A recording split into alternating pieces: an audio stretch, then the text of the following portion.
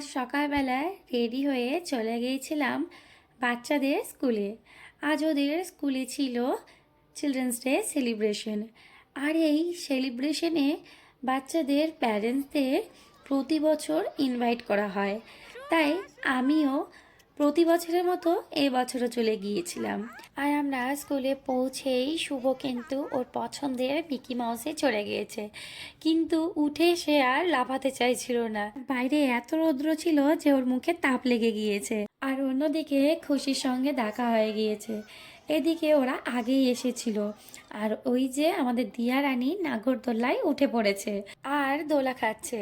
আর অন্যদিকে খুশি অপেক্ষা করছে সে কখন চড়বে। তো চলো এবার আমার সঙ্গে তোমরাও চলে এসো এই ছোট্ট স্টলগুলো ভিজিট করতে। তো এদিকে চারিপাশটা দেখো আগে কতটা ভিড়। আর প্রথমেই আমরা চলে গিয়েছিলাম আর্ট অ্যান্ড ক্রাফটের স্টলে।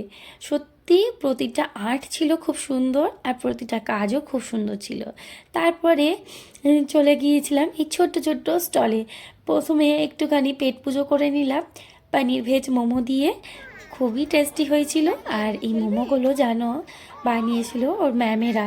আর প্রতিটা স্টলে বাচ্চাদের সঙ্গে টিচাররাও ছিল। আর তারপর নিয়ে নিলাম চাউমিন, যেটা শুভ আর উঠাতেই পাচ্ছিল না।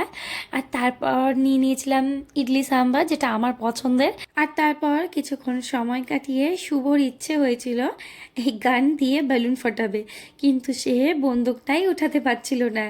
তাই আমরা চলে আসলাম। আর আজকের সময়টা কিভাবে যে কেটে গেল বুঝতেই পারলাম না।